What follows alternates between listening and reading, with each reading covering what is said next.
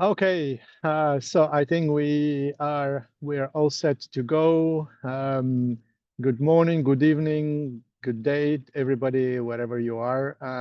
It is nice to meet you all, and to start the webinar that is dedicated to thoracic discs. It is a very interesting and a very interesting topic that is having a lot to discuss. It's a never-ending discussion. The webinar is in association with EANS and double FNS, Spine Committee and Innovation Committee. It is my pleasure to present Carla from Lisbon that will start with understanding the thoracic disc herniations. That will be a good introduction, and it will be good for us to refresh our memory on the topic. Carla, please carry on. So thank you so much for the invitation to participate in this webinar. It's it's wonderful to be with you and to talk to you about this topic.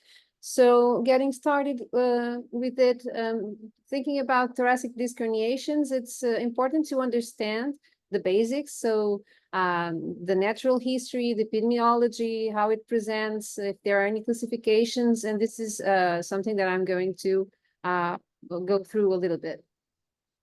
So I have nothing to disclose. So the learning goals for this presentation will be to describe the epidemiology, the clinical presentation, and the natural history of thoracic disc herniations, to identify thoracic disc herniations characteristics and subsequent classification depending on those characteristics, and also outline briefly the different treatment strategies that are possible for these specific kinds of herniations. So first thing, at a glance, you may think that to look at these two MRIs will be some kind of the same, although there are two very different pathologies. We are looking at two MRIs with very big disc herniations, one of them on the thoracic spine and one of them on the lumbar spine. They look the same on the MRI, but the clinical implications of these are two very different pathologies, and the treatment strategies to address them are very different because the neurological structures that are involved are very different also. So what about these thoracic disc herniations? They correspond to 0.15 to 4% of all nucleotomies in spine. And to 0.25 to 1% of all herniated discs on the spine. So they are quite rare if we are looking at the whole scenery of spine herniations. The incidence is quite low. So the incidence is 1 per 1 million of patients per year. So they are quite rare, as you can see. Men and women are equally affected, and such as all the disc herniations in spine, the decades of age that are most affected are from the 3rd to the 5th decade of age. One particular thing about thoracic disc herniations is that in 40% of cases, they can be quite, in a high percentage of cases, they can be quite large. So when they occupy more than 40% of the canal, they are called giants. And this is a very common presentation when we think about these kind of thoracic disc herniations. One very important thing also, compared to the other segments in spine, is that 30 to 70% of these disc herniations are calcified, and sometimes they are even ossified. They are fully calcified. And one very important thing as well is that in 5 to 10% of cases, they can have an intradural extension, which is something that is very important to consider when we are aiming to treat the patient surgically. Other thing that we should bear in mind is that only 10% are lateral herniations. So most of these are quite central, and this leads to a complication rate that can be very high when we think about treating these herniations, and it can be up to 25% complication rate. Here we can see the usual aspect. Well, in this example is one central thoracic herniation, and this is the spinal cord. It is completely compressed by the disc, as you can see, by the disc fragments. And this is related to what I stated before. They are commonly calcified and sometimes even calcified, as you can see in this sagittal view of the myelogram. So thoracic spine is very limited in motion. This is the reason why there are fewer disc herniations in this segment compared to the other segments of the spine. And when they happen, in the vast majority of cases, they happen under T7 level. And this is because T7 corresponds to the last individually fused rib. So from this level down, we have ribs that are applied to the sternum through cartilages or are floating. So this is the segment of the thoracic spine that is more mobile. So when there is more movement, there is a higher chance for us to have a herniation. From T7 up, we have the thoracic, the ribs applied to the sternum, and the amount of movement is quite low, and the chance to have a thoracic disc herniation is low. One other important thing is that there is a tendency for these herniations to be multiple and to be synchronous with other herniations in other segments of the spine, such as the cervical or the lumbar.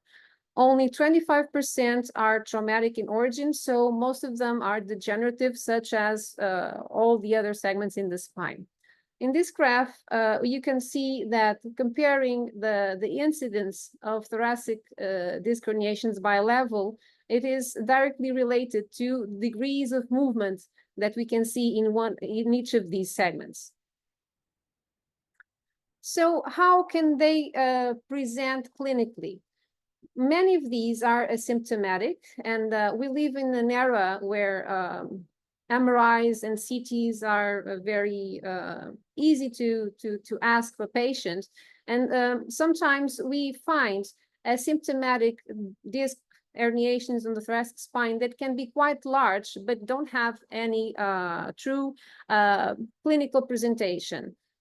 When they are symptomatic, the most common symptom is pain, and this pain can be both axial pain or radicular pain by compression of the nerve roots on the thoracic spine. The second most common symptom after pain is myelopathy, and myelopathy can be quite severe even on presentation. So this is a very dreadful pathology. Other atypical symptoms can happen as well, such as vague gastrointestinal symptoms or cardiovascular symptoms. They are more rare, and it's harder to relate these symptoms with the pathology itself. So as you can see here, localized pain happens in 70% of the cases at presentation, followed by myelopathy with 60% of cases, which is quite high. And so why does this happen? Why is that myelopathy is so frequent in thoracic spine herniations? Well, here in this segment of the spine, the spinal cord is particularly vulnerable to anterior compression, not just because it's localized on a segment of the spine that has a natural kyphotic curvature. So the anterior side of the spinal cord is applied more directly to the spine itself. And so if there is a compression anterior to the spinal cord, there is a high chance that we are going to have a very good degree of compression. Another thing is that the diameter on the spinal canal, on the thoracic spine, is smaller than on the other segments, than on the cervical or lumbar segments. Also, there is a limited mobility on the spinal cord in this segment, especially because there is the dentate ligaments are holding the spinal cords laterally, as you can see here. So if there is an anterior compression, the dentate ligaments are going to hold the spinal cord in place, and it will be difficult for it to move and move away from the compression. And also we have to think that the spinal cord is attached to the sacrum by the filum terminale, and this is another thing that limits the motion of the spinal cord inside the canal. Another important thing is that there is a limited blood supply to the spinal cord, and in this thoracic region, because it is a watershed region for arterial irrigation. So what is the natural history of these kinds of herniations? Usually they present as very small herniations, less than 30 millimeters, and in this case, it will be asymptomatic. And when they're presented with a medium size, most probably they will retain this size over time. 85% of thoracic disc herniations that present with these sizes being small or medium will keep on being the same size. So we should not be worried about they're growing over time. And one other thing is that when they present with a large volume, there is a chance that they can decrease in size in 60% of cases. So if we find a patient with a large thoracic disc herniation, which is asymptomatic, there could be a chance that this size of herniation is going to decrease over time. So conservative treatment should be considered if there are no symptoms.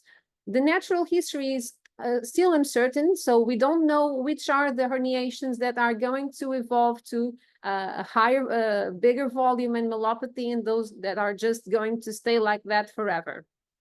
Other important thing is that they present as in 11.1% as asymptomatic, and they can, in a myelography that is done to check other pathologies on the spine, in 11.1%, these herniations are found. So because of the reasons that I'm stating, prophylactic treatment is not indicated.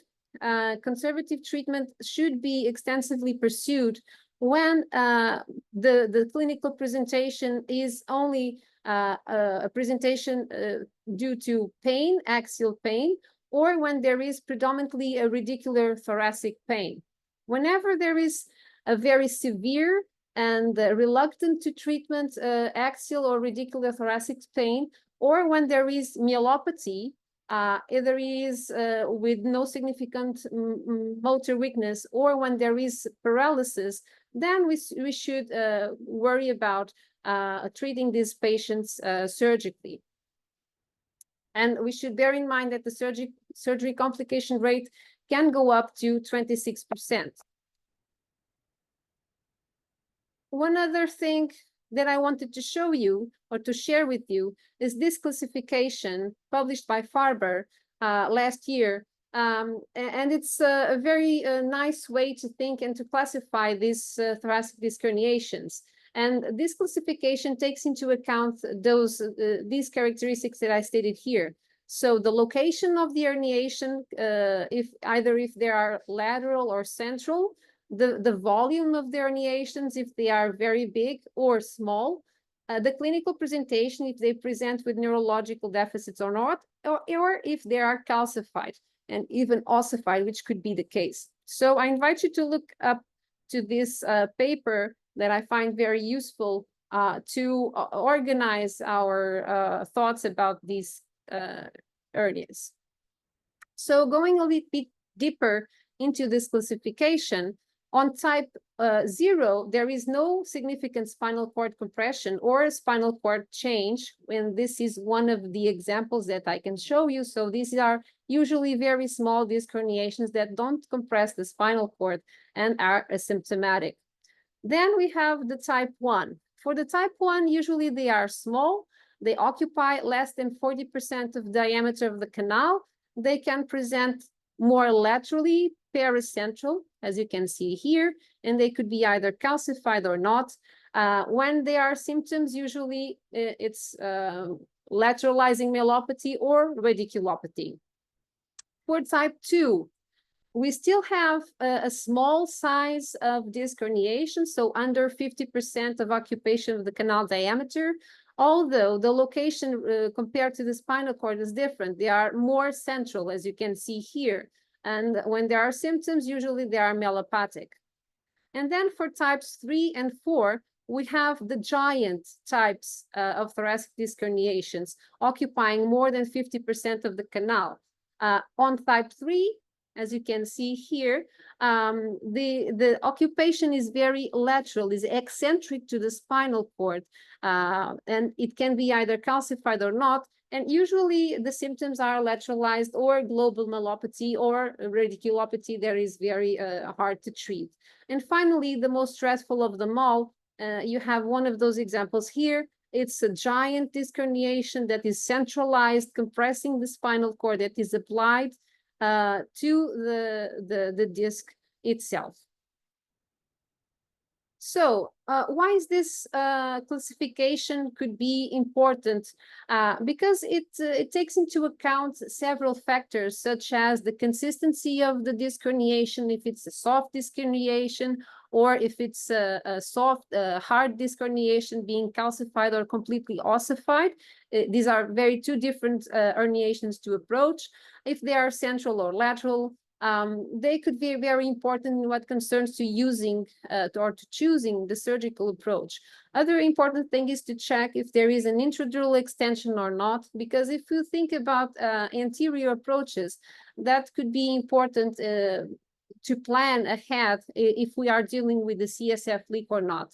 The type of spinal cord coverage along disc herniation itself is very important. So it's very important to check if we have a window to approach the herniation where we don't have spinal cord, if we want to plan for an approach from behind, for example, or if there is a complete spinal cord coverage over the disc itself, and a posterior window is not possible at all, and then we have to seek for an anterior approach. So all of these characteristics that the classification that I've told you before could help us decide if we want to approach a herniation on a posterior approach or a more ventral approach, or even an intradural approach, as we are going to see later.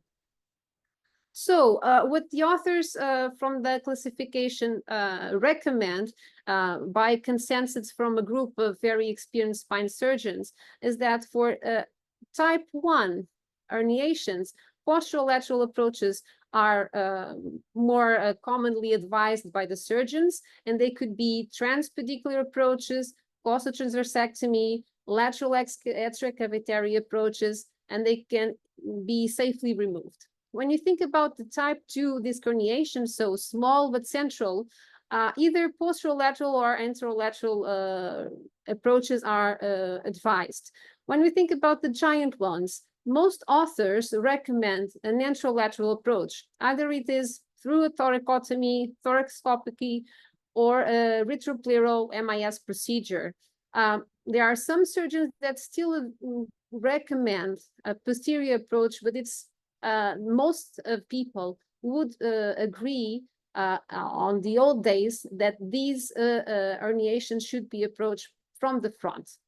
Lately, the intradural approach has gained some traction, and we are going to talk about that later. Marcel is going to talk us through it.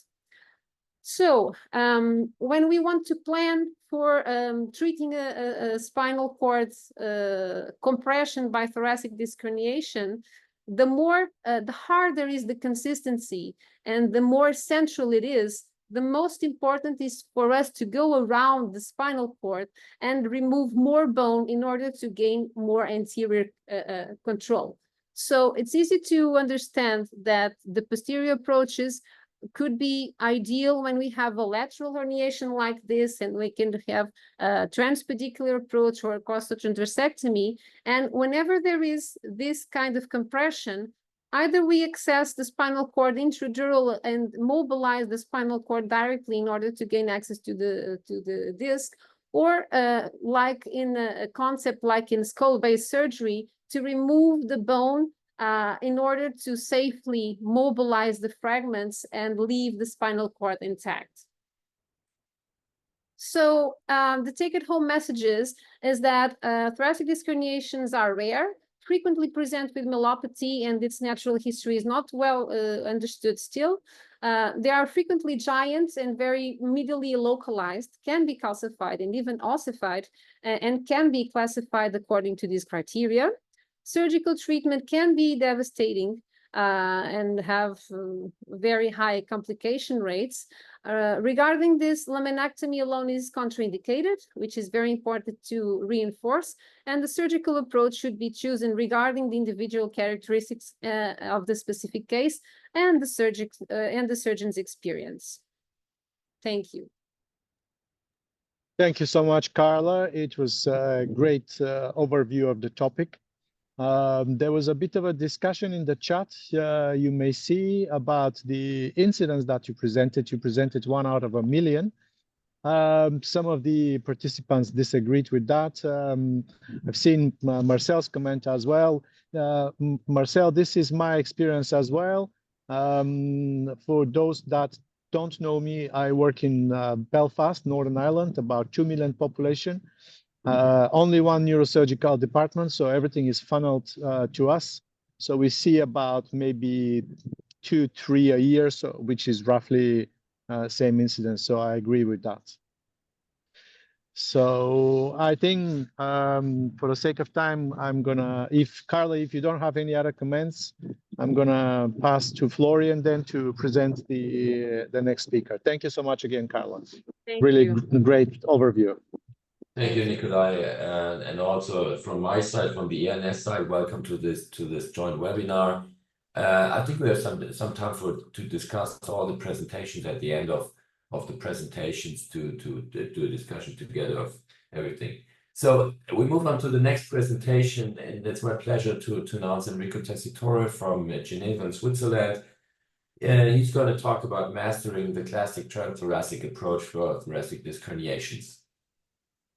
Hello, good evening, everybody. My name is Enrico Tessitore. I'm working in Geneva, Switzerland, and my task is to talk about the classic transthoracic approach, which has, I would say, different modifications, and I would really talk about what we do, at least in our practice, with pros and cons. Here are my disclosures.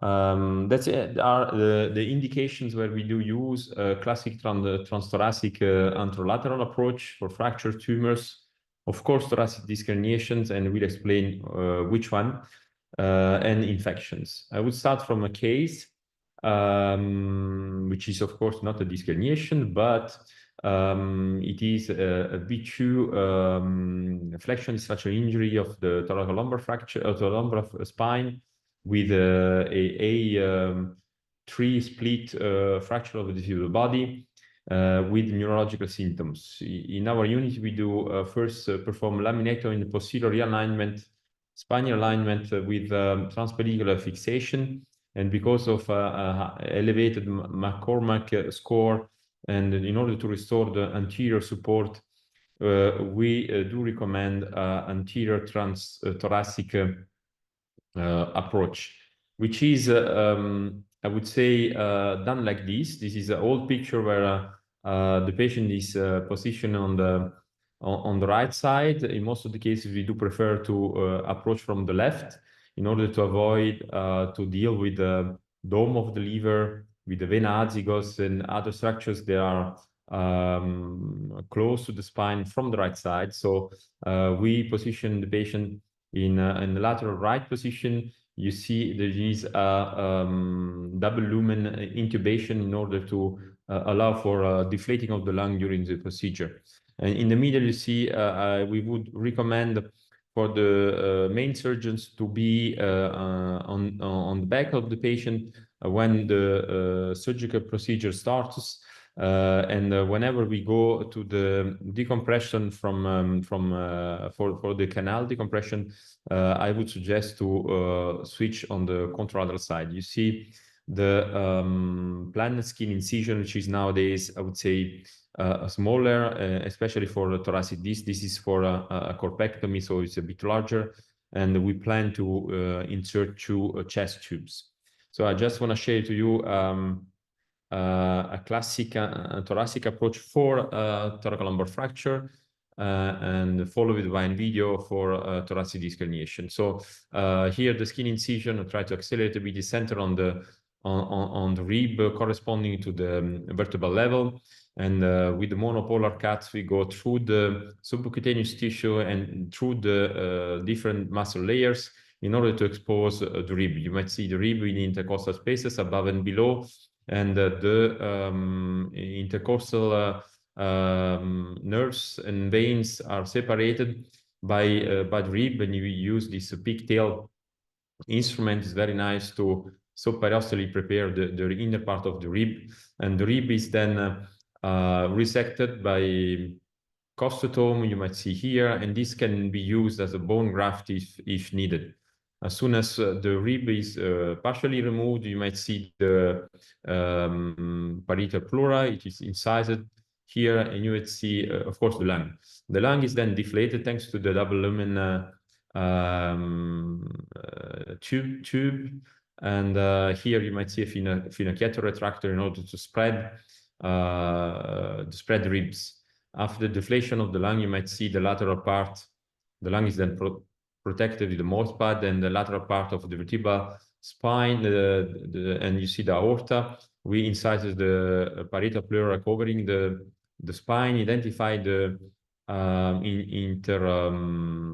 the segmentary vessels. You might see veins and artery. Ideally, for a corporectomy, we do sacrifice one level, which is corresponding to the, you see here that why you are dissecting the segmentary vessels, and we do actually sacrifice them.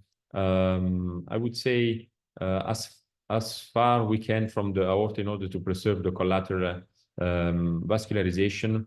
And you might see here liga clips, and of course for thoracic disc we don't need it, but here you might see the vertebral fracture and the movement at the level of fracture here. And then we do prepare the disc below and above. We remove piecemeal the vertebral body, and you might see is very often a forehands work. And here you will see the above disc, which is resected. And then as soon as we move to the posterior part, close to the posterior wall, the main surgery is again switching in the belly of the patient here.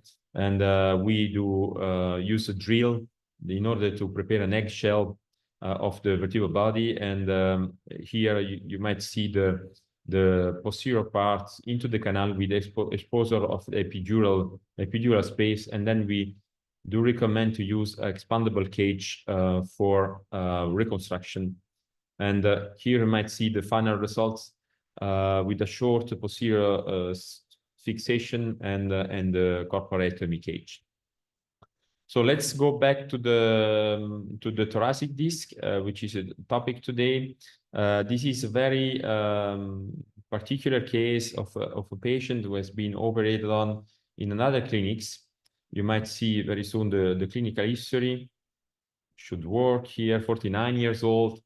So in 2017, July, operated for TH7, TH8 disc herniation with a transthoracic approach with a cage. They did realize to have operated the patient at the wrong level.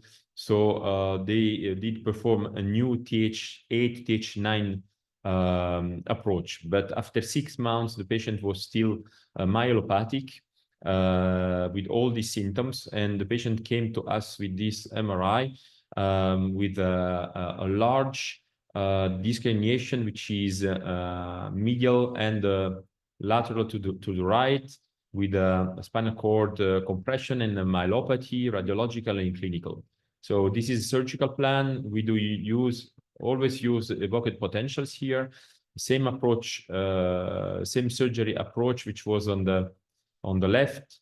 And you might see, we already discussed about surgical position. You might wonder if you want to tilt and bend a bit the table to gain much more space in intercostal dissection.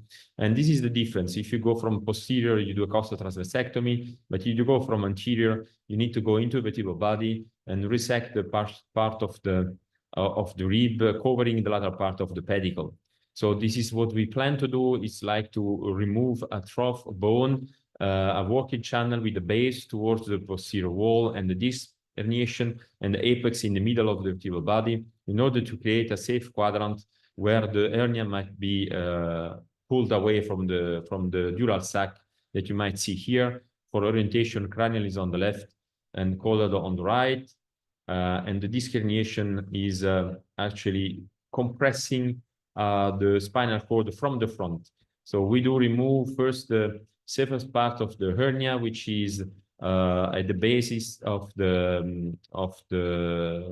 disc space here. Some epidural bleeding can be cauterized, and or with the surgery flow seal doesn't matter. You might see here. And then as soon as hemostasis is controlled, we do drill out part of the bone. You see the vertebra below and the vertebra above in order to create this triangular trough, which is a safe triangle. And we attack the base of the disc herniation, which starts to be a bit mobile here.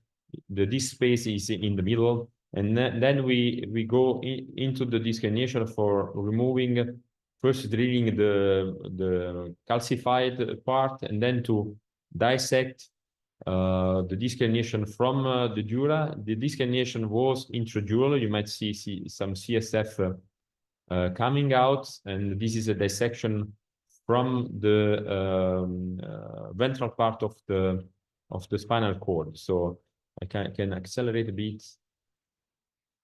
And of course, epidural bleeding. And this is the most delicate part when there is a dissection between the hernia itself, epidural part of the hernia, and the dura mater.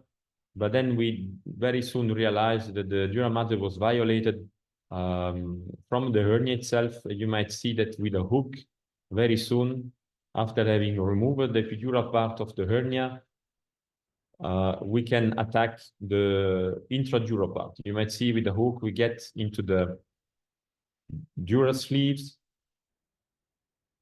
and removing disc fragments. I don't want to touch the accelerator in order to avoid any problem with the video.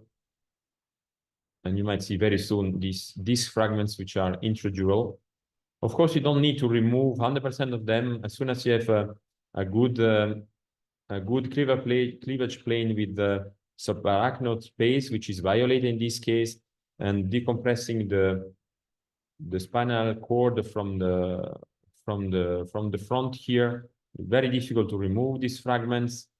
And then, of course, you need to repair the dural leakage. Of course, it's bleeding a lot because of the CSF leakage. This is removing the intradural part.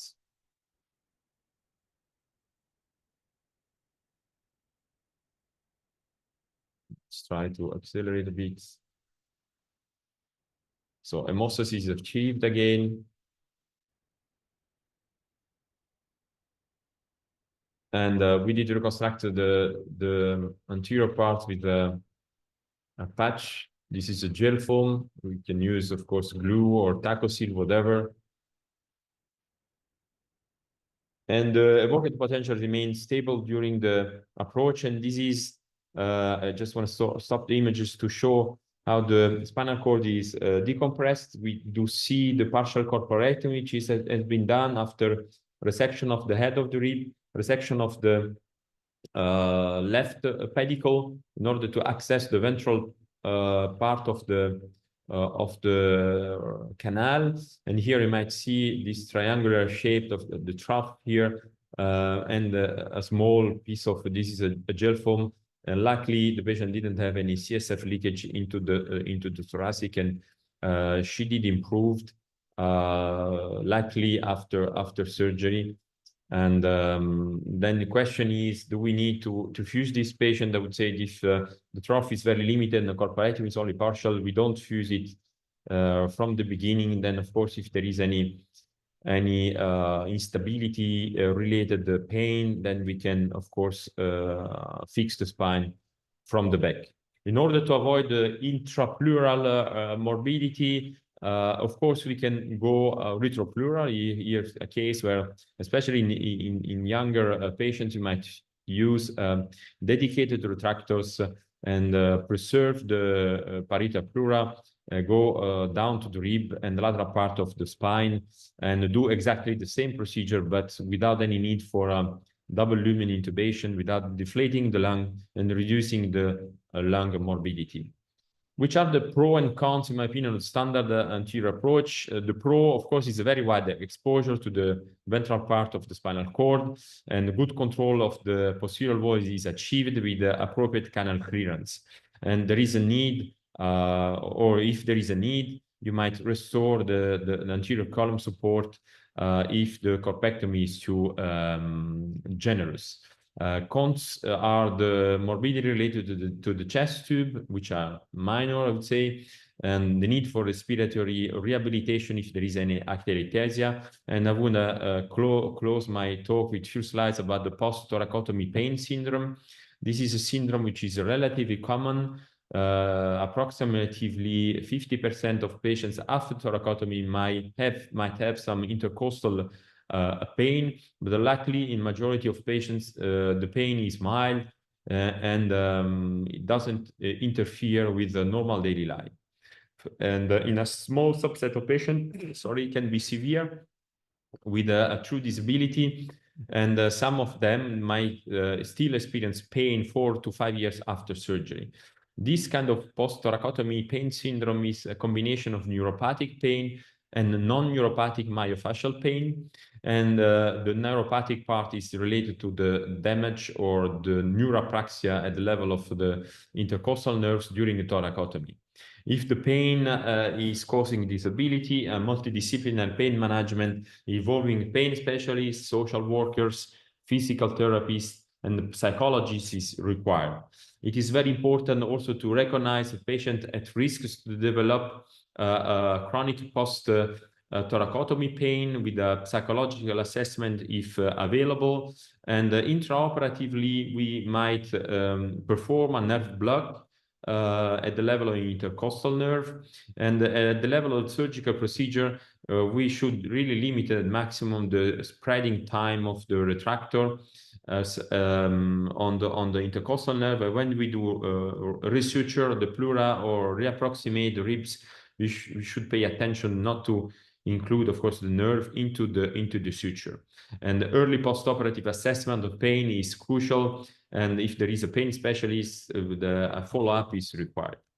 So take-home message from my side: classic thoracotomy is indicated for pathologies compressing the spinal cord from the front, and when it comes to the thoracic disc herniation, it is, in my opinion, the gold standard for midline calcified large disc herniation, especially if they are intradural. It allows for a wide exposure and do the access to the spinal canal for clearance and restoration of anterior support in cases of traumatic lesions. Microscope assisted thoracotomy is preferably used for hard thoracic discs, and the post-operative post-thoracotomy pain syndrome is a potential chronic complication that must be prevented, detected early, and treated in a multidisciplinary way. Thanks for your attention. Well, thank you very much, Enrique, for this nice presentation, and we will discuss all this at the end, and I can pass on again to Nikolai. Thank you so much, Florian. It was a great overview indeed on the thoracotomy approach. The next speaker will present endoscopic approaches for treatment of thoracic disc. Martin Komp from Germany. Martin, please go ahead. Yeah, thank you very much for the kind introduction. One moment. Okay, so we heard already main indication for surgical treatment is thoracic disc herniation or thoracic spinal stenosis. And we also heard about the giant thoracic disc herniation occupying more than 40% of the spinal canal. And Carla also told us that the pathophysiology is fully understood. Surgical indication is always there when we have a failed or not indicated conservative treatment. We already heard that also. And we are talking mainly about radicular symptoms and central symptoms. You heard already that we have no clear standards until now. We have various surgical approaches, non-anterior and anterior approaches to address the pathology, and that is based on the anatomical location and consistency of the pathology. Like in other parts of the spine, there's a tendency in the last decades to more minimal invasive treatment, and there was a change in the last years to introduce that. We are working now since 25 years with full endoscopic operation, introduced this term in the literature in 2005, which is different to a tubular retractor system. It's an endoscope which includes everything. That means working channel, light and optical system, and irrigation channel. So we have the possibility to work through the endoscope with every kind of instrument to resect bones sufficiently. And beside the technical development, we have developed different approaches for all parts of the spine. And I just want to focus now to the thoracic ones. And there we have three different approaches: the interlaminar, extraframal, and transthoracic full endoscopic approach. When we're working full endoscopically, the first thing what we have to do is to define our working area. Where's the pathology located? What consistency do we expect? The first goal when we define the approach is to avoid the manipulation of the myelin. Positioning of the patient is mostly in prone. When we are working in the upper thoracic levels, we like to have the patient with a fixed head in a Mayfield clamp. Then we have to define the correct level. That means counting from caudal to cranial, and the whole system then an endoscope is brought into the line with a disc. So first, just have a look at the interlaminar approach. We know that from the lumbar spine, we're coming from the dorsal aspect, and we have a quite small range from posterior to posterolateral. Very standardized, like we know that from the cervical or lumbar spine. First, we identify the anatomical situation, then we start to resect bone, open the spinal canal, and do our decompression. Example for that, T1, T2, very near what we know from the cervical spine. So here's cranial, that's the joint here. So left side is cranial, right side is caudal. In the middle, we have the flavum ligament. First, we finish our bone resection until we open the flavum ligament as medial as possible. Then we open the flavum ligament, last tissue layer here. Then we see the epidural fat. Then we prepare the flavum ligament to the lateral aspect, resect the thickened bone here of the medial margin of the ascending facet, and enter the spinal canal.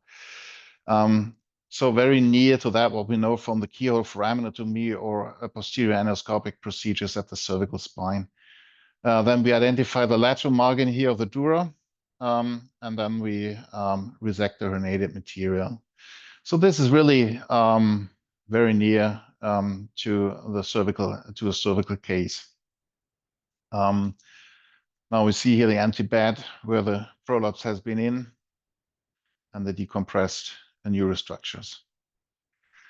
Extraframal means, again, an individual range. We are coming from the posterolateral aspect, and our direction is limited to lateral due to the ribs. And then due to the possibility to do bone resection, we can switch the whole system to the medial aspect. And then we get access to the spinal canal, can resect disc herniations and annulus, or if it's necessary, as we've seen already in open surgery, the resection of posterior vertebral bodies in like a box-shaped osteotomy. Some examples for that, starting with small herniations on the left side here. That means here's the thoracic nerve. We see the thoracic nerve here. Then we start to resect bone from lateral to medial to get access to the spinal canal.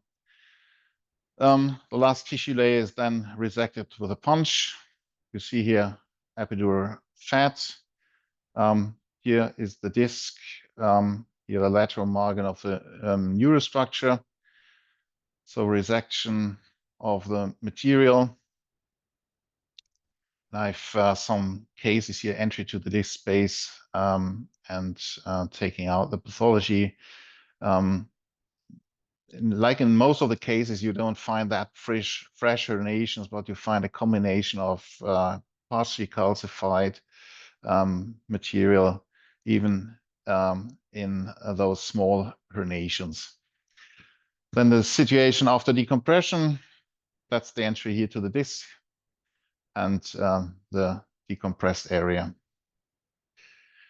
Other example, left side T7-8, again, the thoracic nerve, starting with a preparation from lateral to medial. Herniation is a little bit more medial, a little bit more bigger. Again, this last tissue layer until we see the lateral margin here of the dura. Then we see the herniated material just in front of us. Then the steps are always the same. If there's no possibility to do a direct decompression, we first have to do an indirect decompression. And to do a box-shaped osteotomy, that's always different. I always say try to make not only an MRI, but also a CT scan to check the consistency of the herniation that you want to operate. And that's the situation after decompression. Another example, coming to the right side again, lower thoracic level, T12L1. Again, the situation, we are coming from the lateral aspect. Right side, we have the neurostructure, and in front of us, we have the dural sac. In this case, first indirect decompression, and we find in this situation then the herniation pressing the structures to the dorsal aspect, and that is not really that fresh piece, but it has to be taken out in several pieces. So again, combination of indirect and direct decompression. Another example of a giant disc T7-8 on the right side. Again, the situation that we start from lateral to medial until we find the lateral margin here of the neurostructure of the dura inside the spinal canal. Then we see here the herniation pressing the dura and the myelin to the dorsal aspect. So here we see directly the calcified material. Here we started already to decompress indirectly, but now we get access here to the herniation and can remove the herniated material. And then a combination with this box-shaped osteotomy that we can look below the neurostructures, entry to the disc space here, and you see the preoperative and postoperative situation. Checking the anterior surface of the dura.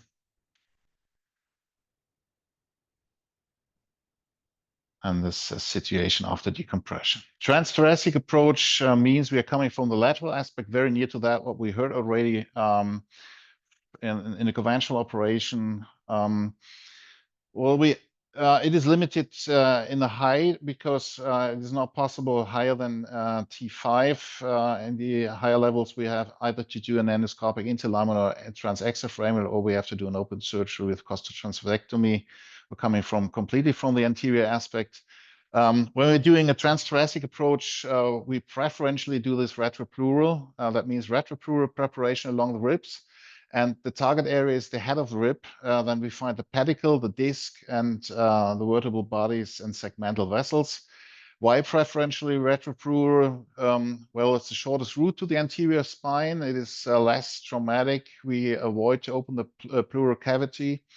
And we have reduced transpleural-related complications and no problems with adhesions. And what is important for endoscopic operations, the irrigation remains in the operation area. So preparation, we first resect the head of the rib and the cord pedicle. Then we can resect the posterior parts of the vertebral bodies to create again a box-shaped osteotomy. Example for that, T10, 10, 11 on the left side. So that means mini open approach, then going in with a whole system, preparing with the cannula retroplurally until we find the head of the rib that should be addressed, quality of the this space. So this is the head of the rib here, a segmental vessel which is coagulated. And then next anatomical landmark is the disc. So this is very near what we also know from open surgery. So after finding the disc space, we resect the head of the rib. And when we finish that, here's the head, the rest of the rib, and that's the pedicle now in front of us. We start to resect the pedicle. The last tissue layer remaining to the medial aspect is resected then with a punch. And then we get access to the spinal canal. So here, that's the last tissue layer, cranially and caudally. And then we go in with a punch, and then we open the spinal canal. So this is very near to open surgery too. Resection until the pedicle is completely resected, and then we have all possibilities concerning mobility. And then we start to work again, combination of direct and indirect decompression until we are satisfied with our decompression. So that's always the same. And the situation afterwards, after decompression.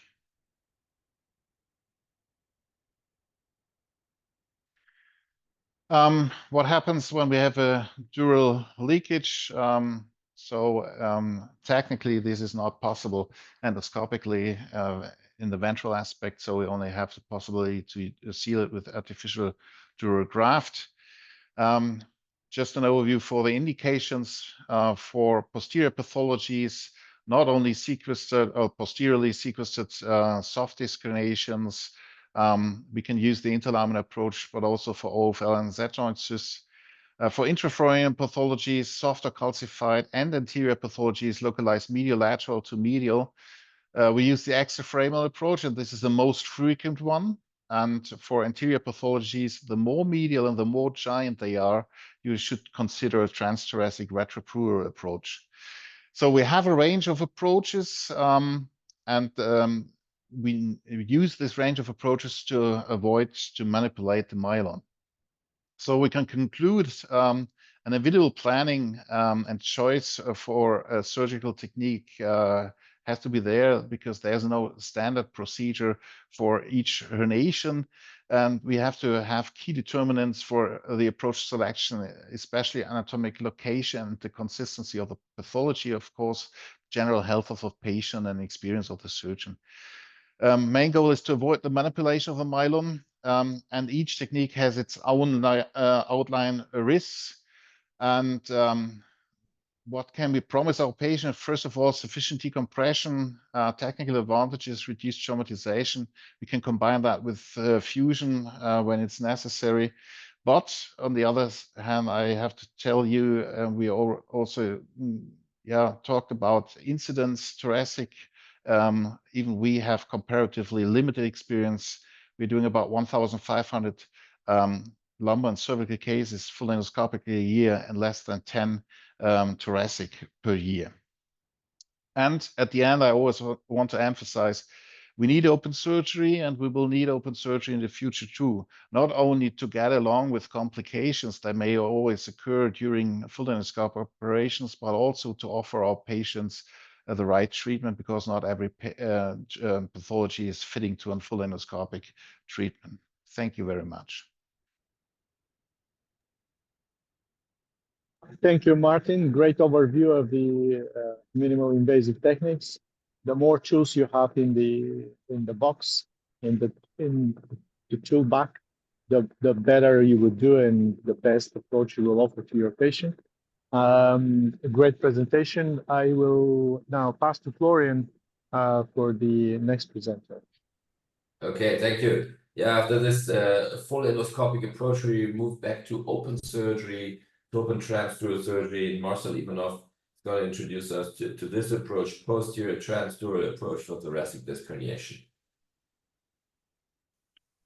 Thank you very much, Florian.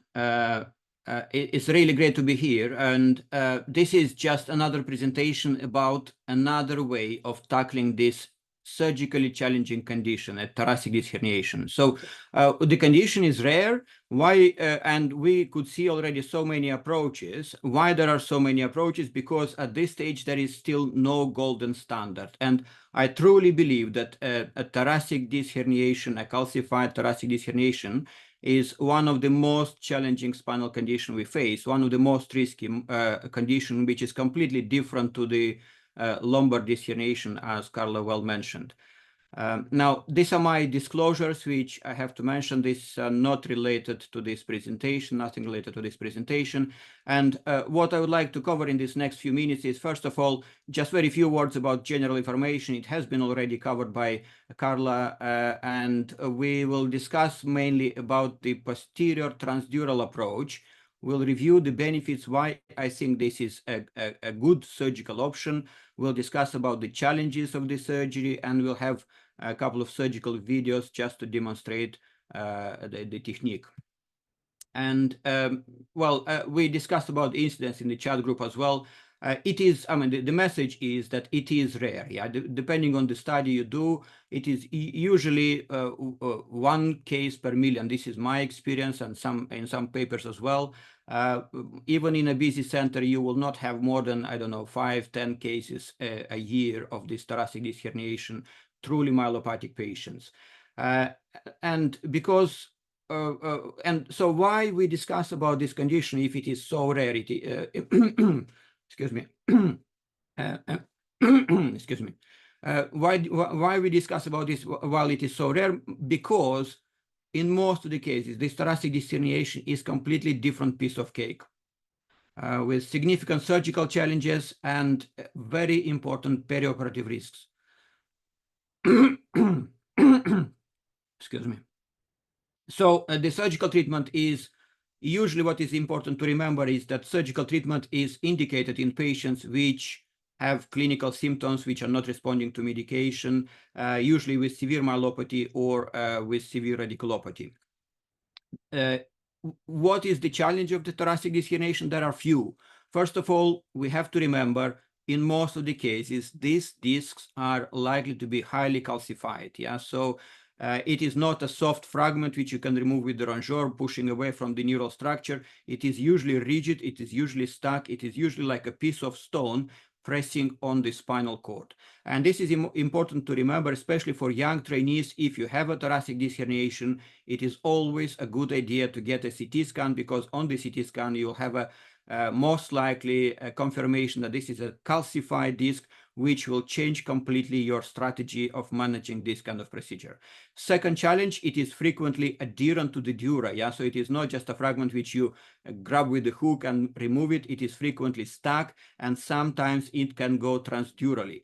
And in many cases, it is causing severe compression of the spinal cord, and any manipulation of this piece of stone it has a high risk of causing some spinal cord damage. And what is also important to remember is thoracic disc herniation in the thoracic spinal cord.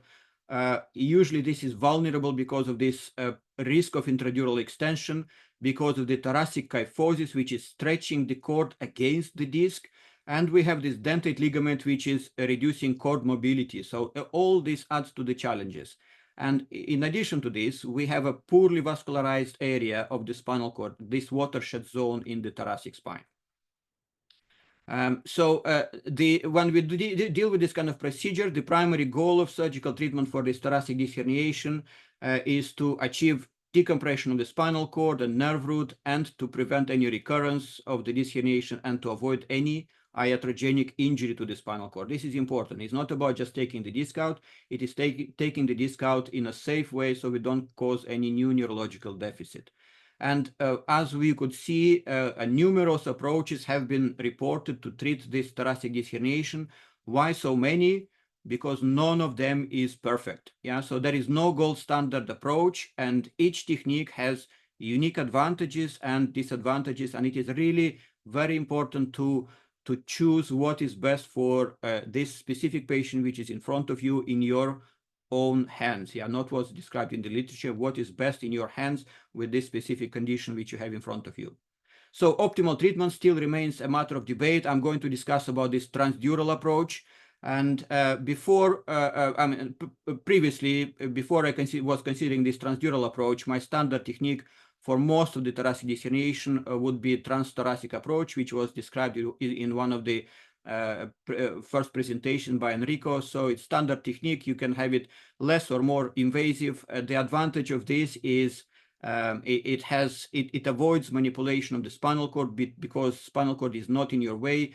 It does create space to move away this thoracic disc herniation into the cavity, which you may create by partial discectomy or some removal of the vertebral body. And you can see the adhesions directly and deal with this as in kind of reasonable space.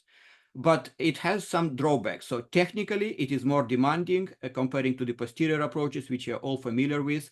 It does require a trained team, a trained anesthetist. You need to have some specific equipment, some specific retractors, some long instruments after the surgery. Frequently, the patient may require some chest drain, prolonged hospital stay.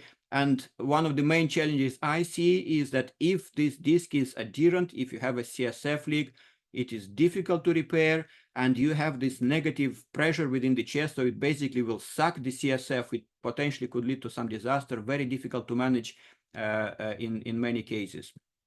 And sometimes you may have disc herniation affecting two levels, so transthoracic approach is still a good option. I still do consider it frequently. We still can achieve good decompression with this kind of procedure.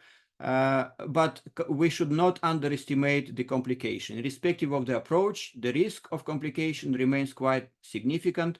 The most fearsome one, as I said, is probably the CSF leak and spinal cord injury. So spinal cord injury is the one which is nobody wants to see, but it may happen.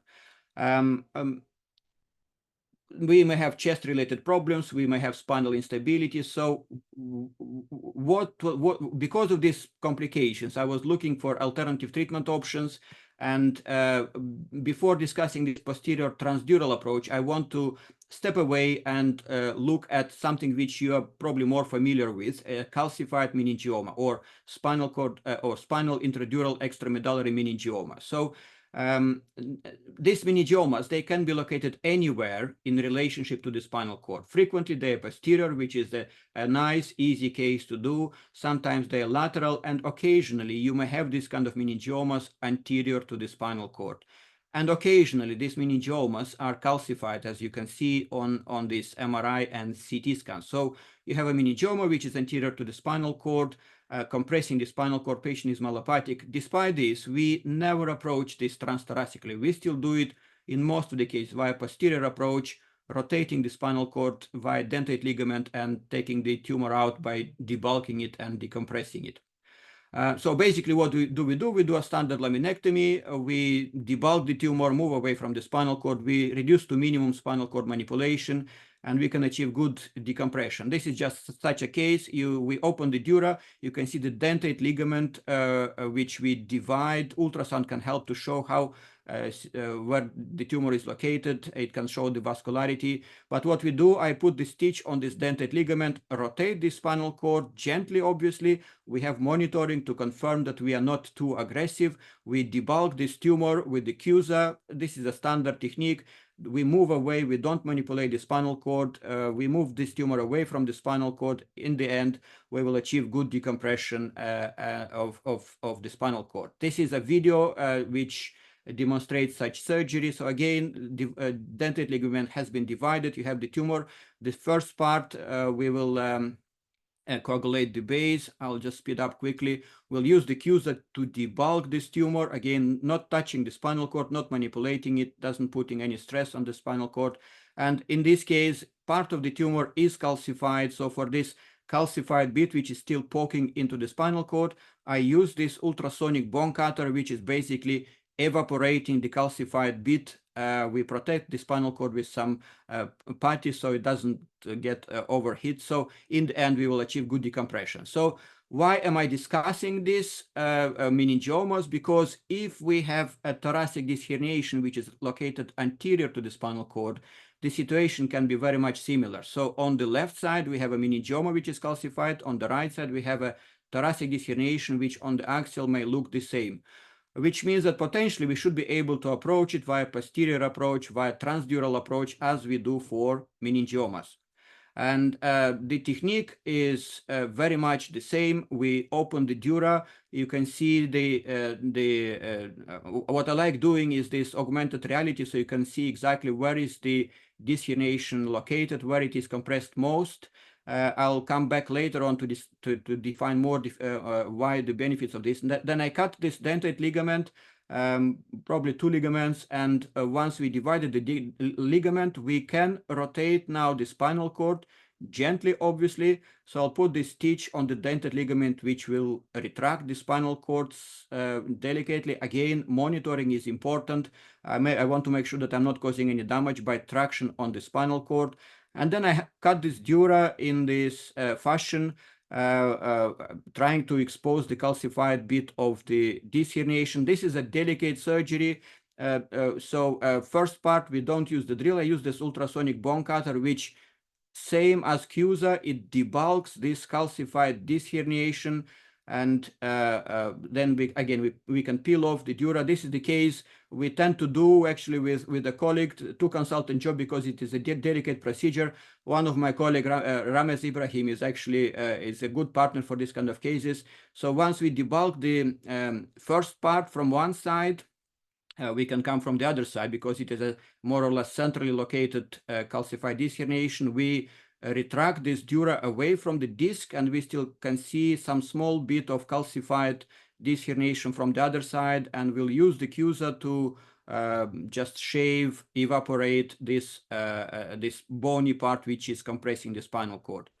In other techniques, some other colleagues would use a drill. I think that will be a bit too risky. Although it works, my concern is that if you have a drill, if it jumps towards the spinal cord, it can lead to disaster. So this ultrasonic bone cutter is a very safe option to remove these calcified bits of the disc. Yeah. So the only drawback of this is it can be quite slow.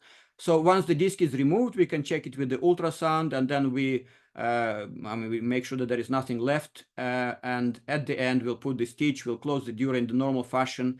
I'll speed it up. I can, so it will look the Sorry, same. Marcel, And then we don't see your video. Ah, sorry. At least me. Oh, now we see. Yeah, thank you. I don't know what happened. Yeah. So did you see anything? Because I can run quickly from the beginning. So no, we did. Yes, we did. Okay, that's fine. Yeah. So at the end, we close normally the dura. So we'll repair the dural sac, same as we do for meningiomas. Sorry for the technical glitch. I don't know what happened. So the technique is not new. What I want to say is that it has been described more than a decade ago, and actually it was described by colleagues from Korea.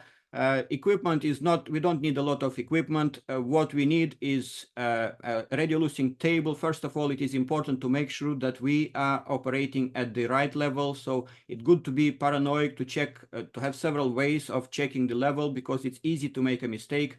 Usually I'll either count from the lumbar spine, and we can do the AP X-ray looking at the last or first rib. Position is very much standard. We use these bipolar sharp instruments, and what is important for me is this ultrasonic bone cutter, which can help to kind of evaporate or shave this calcified disc part in a safe way. I do find helpful this augmented reality. And why is it helpful? Because if we define preoperatively the disc, when we do the exposure, you will see this disc where you'll see the area where the spinal cord is most compressed. So this is, you will see that the spinal cord, between the spinal cord and the disherniation, usually you may have some 1 or 2 millimeters. So this is the area where you don't want to put your Kerrison, because this may cause some damage to the spinal cord. So with the this augmented reality, I can see the projection of the disherniation without taking the lamina out, and I can just go around it with my instruments without putting any instruments between the lamina and the spinal cord, which is severely compressed. Ultrasound is helpful to show us whether we achieved good decompression, and it can help to show us at the end if the spinal cord is, if the disc is removed and spinal cord is free. And again, this is just a short video about how we do it, the benefit of the augmented reality. So now I know exactly where the spinal cord is compressed. I go with my drill around this area, trying not to put any instruments between the lamina and the spinal cord. So I'll move it quickly just to save the time. And at the end, we will remove and block this lamina without causing any new damage. It's so easy to make a deficit. And we've seen cases when you would lose the potentials at the time of laminectomy. So that's something which can be avoided if you know exactly where to be safe. And in the end, you'll have this standard exposure, very much the same as previous case. We'll kind of peel off the dura, and you can see in this case that this dura is very, very significantly adherent. And what I really would like to show is that in this case, we had this herniation is going transdurally. So if you would approach it via transthoracic approach, standard kind of previously standard approach, then this can be very dangerous, very harmful. So let me see if I have a better view of showing you the adherence. Yeah, so this is so the benefit of this is that it is a safe technique doing in the same way as we deal with the thoracic meningiomas. So again, benefits of augmented reality and ultrasound, which confirms how significant is this this herniation. You can see this goes transdurally, very stuck, very adherent to the spinal cord. At the end, ultrasound will confirm that you achieve satisfactory decompression. There are several cases which have been published by the group from Munich. Usually this is something they showed good results, very positive results in many cases. Duration of surgery is significantly shorter, something between 3 and 4 hours. Some of the patients may have transient post-operative neurological deterioration, but usually they tend to improve after decompression if you're delicate, and usually you will achieve excellent decompression via this posterior approach, avoiding all the complications from the front. So a few surgical consideration. Intraoperative monitoring, I think, is essential in this case because we have to rotate the spinal cord and we don't want to cause some damage by this rotation of the spinal cord. Ultrasonic bone cutter adds some safety to this procedure. It can help to, and we should plan really how we are going to repair the dura, because you may have some dural defects, especially if this is a transdural disc herniation. So take-home messages: the giant thoracic disc herniation, they are challenging. They are usually, you should anticipate that this is a high-risk surgical procedure. The high incidence of calcification and dural involvement, you should bear in mind and do a CT scan every time when you see a thoracic disc herniation, which you're planning to operate on. And posterior transdural approach is less invasive comparing to open chest technique. And it is one of the options which we should consider because we are quite familiar with this technique, in particular when the disc is located more laterally. It does provide room for safe manipulation of the spinal cord. We deal with this with usual tumors which are located anterior to the spinal cord. It does avoid the risks of anterior surgery, and equipment is very important when you discuss this kind of, when you have this kind of face this kind of cases. Thank you very much. Thank you, Marcel. So we discussed this in the end. And I have the task now to kind of sum this up. Of the title, Comparative Analysis of Thoracic Disc Herniation Treatment, Determining the Optimal Approach. And I'd like to talk about the differences of all these approaches. Many of those things I'm going to say have been said already. So it's kind of a repetition. These are my disclosures. There's nothing of relevance for this presentation. And I'd like to start with the case I treated recently. This was a 43-year-old male patient, myelopathic, significantly atectic, not able to walk.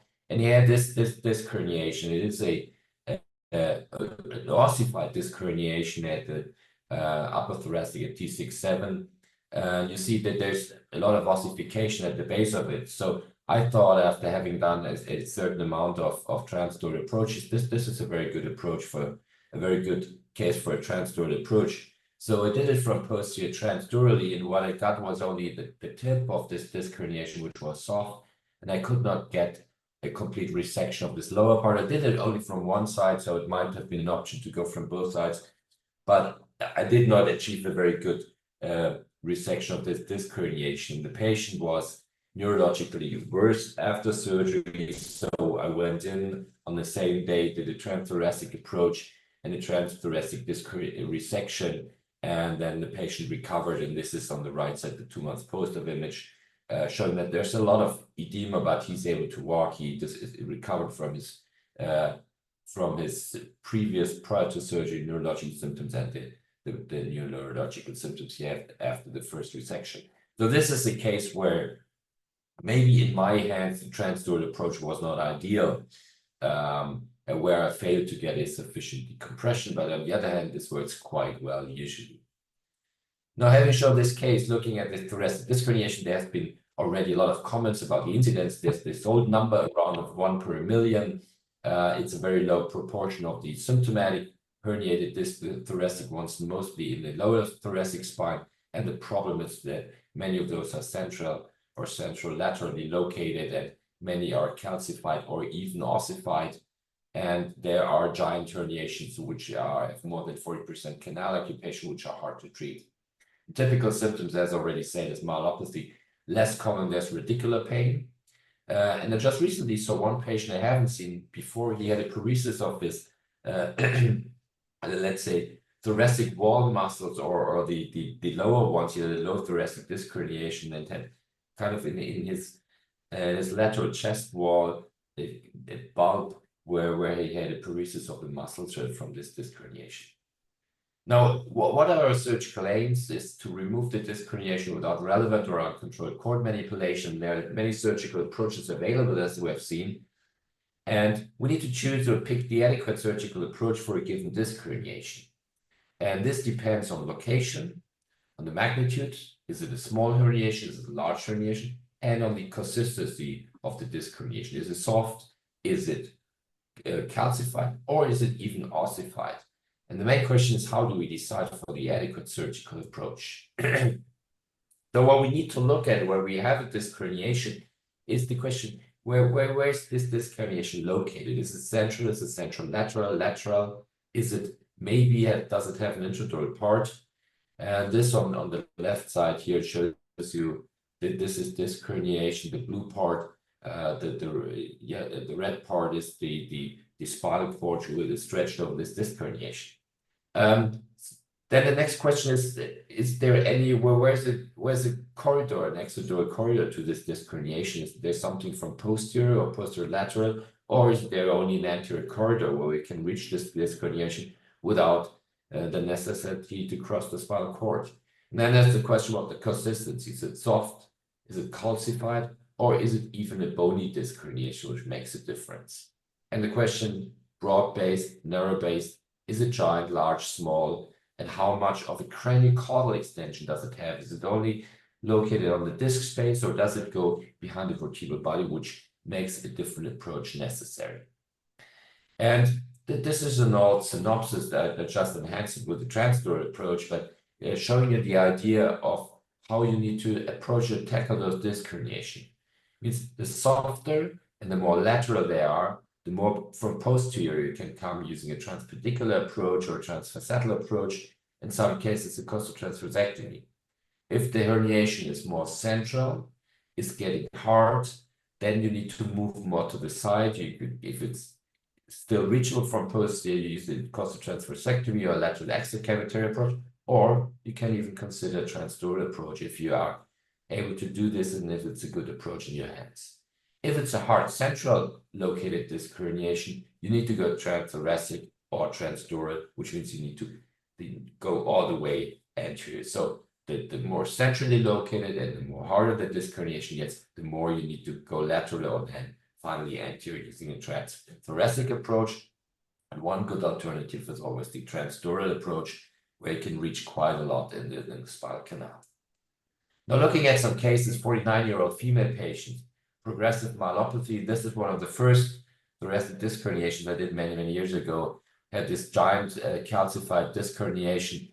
And at that time, it was a classic case for transthoracic approach, going for transthoracic resection of this disc herniation. This is how we did it. Nowadays, I would go for a transdural approach. And this herniation is, they can be nicely tackled from posterior, going to a transdural approach with a lower morbidity or surgical morbidity. This is the result of the quite big resection anterior, but the disc was nicely removed.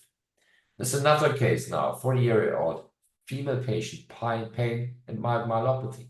There's another centrally located disc herniation, another one at second level. Now, if we look at the CT, there's no calcification, there's no ossification of this disc herniation.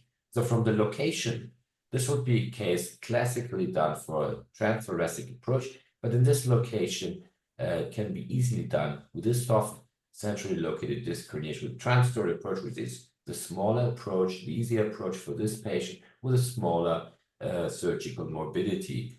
And this has been done. We did both levels in this patient. And this is the intraoperative ultrasound showing the disc herniation before resection, after resection. This is postoperative MRI. So this can be nicely done using a transdural approach, and it's a much easier, safer surgery for the patient than going transthoracic for this soft herniations. Intraoperative images, you saw this by Marcel already. You showed very nice cases. Now this is a different animal now. It's a 46-year-old female patient, significant back pain, no myelopathic symptoms, but she has been seeing many doctors and she couldn't get along with her back pain. So this is a case where you need to treat a thoracic disc herniation which has pain only, no myelopathy or radicular symptoms. A T10, 11 disc herniation, and it's quite wide and craniocaudal extension.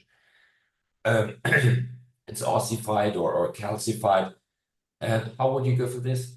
This might be something for a transdural approach as well, but on the other hand, it's also been doable by a costal transversectomy, and this is what we did at that time already some years ago. We did a costal transversectomy, and this disc was nicely removed. And we did an additional instrumentation as we did a wide costal transversectomy, removed the pedicle at this level. Therefore, we did an additional instrumentation.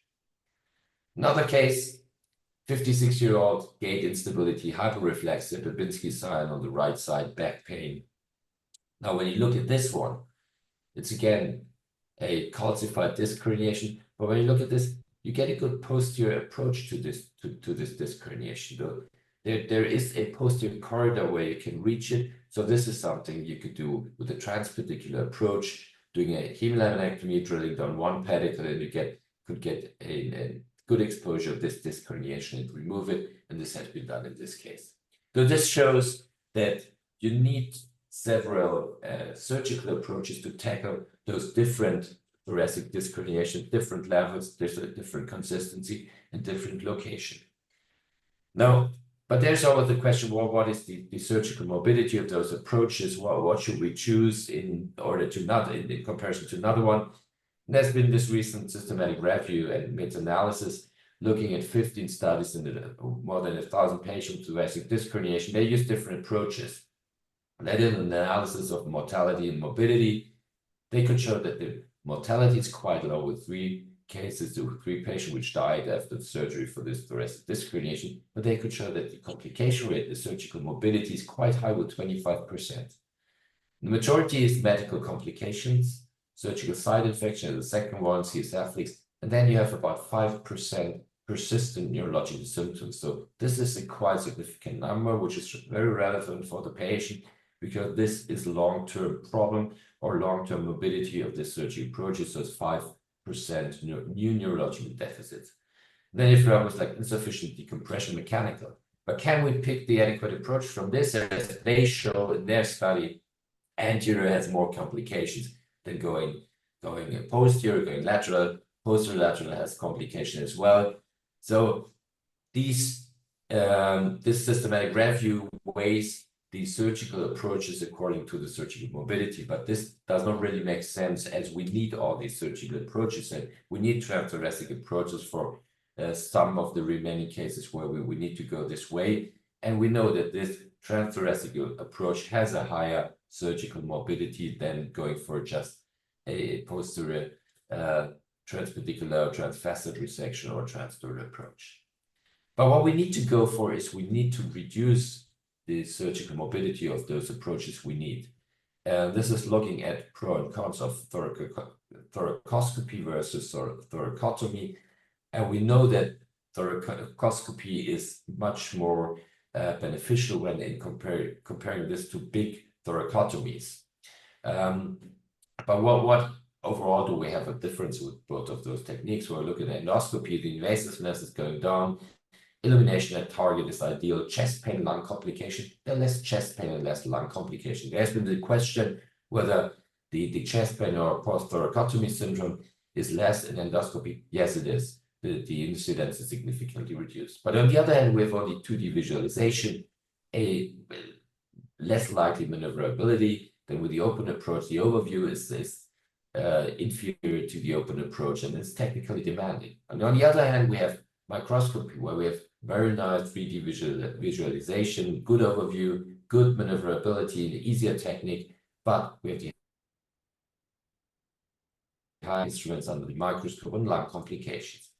And when we look at serious thoracotomy results, overall, lower risk of neurological complications if we do it open, and low risk of dural tears in those high-risk cases, but with a higher risk of pulmonary and out-of-thoracic complications.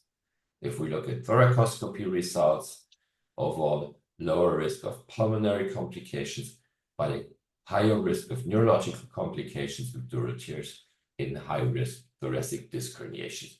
So this is how you need to look at it. You need to choose the adequate approach for the case. How can we reduce the number of pulmonary complications in the open cases, in the thoracotomy cases?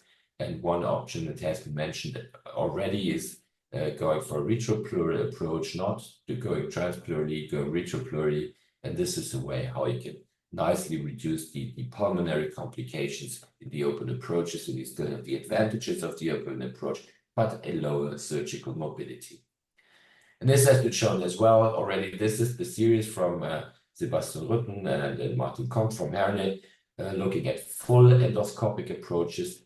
And they could nicely show that this is doable as well. We're going transthoracic using the endoscope with an acceptable complication rate and without a significant number of pulmonary complications.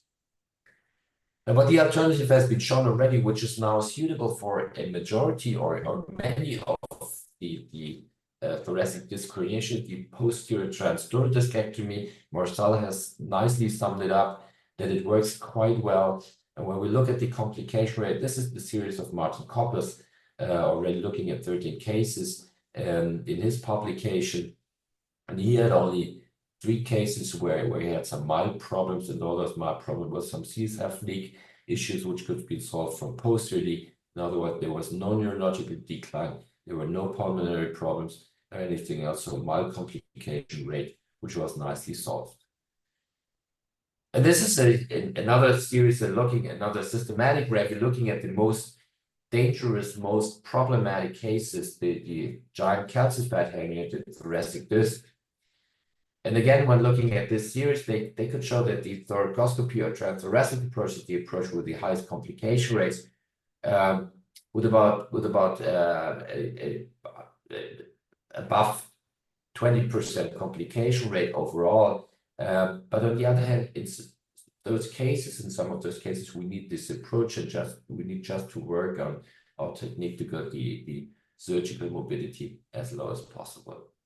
And again, the alternative approaches, even for those giant centrally located calcified discs. This is the Munich series. Marcel has already shown with 12 cases. This is the complication rate. So there was a certain amount of neurological transient deterioration of 4 patients, which is 30% of their patients, but they all recovered completely. They all fully recovered, and they had 66% of patients improved symptoms and 33% stable and no worsening over the whole period they looked at the patient. And what is mandatory in doing these transdural approaches is doing an intraoperative neuromonitoring as well in order to really control for the spinal cord. You have it under your visual control. You can rotate it, but additionally, you should have intraoperative neuromonitoring in order to keep the complication rate or the risk for neurological complications low. So in summary, there's no single optimal approach for thoracic disc herniations.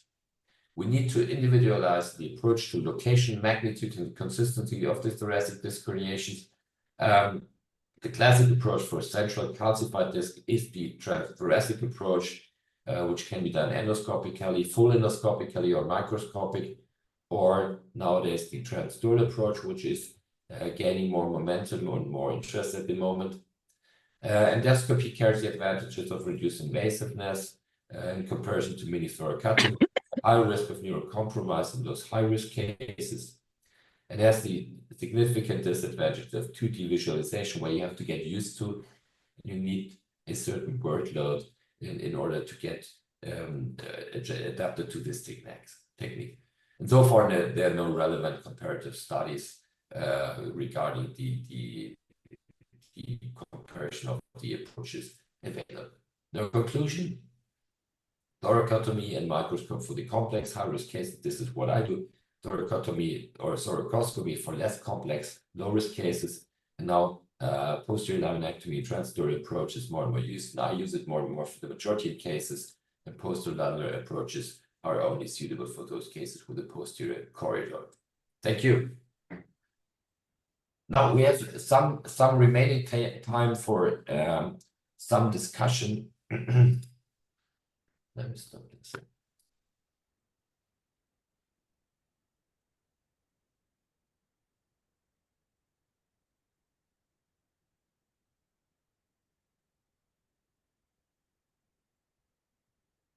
So I can't see the questions right now. No. Are there any additional questions?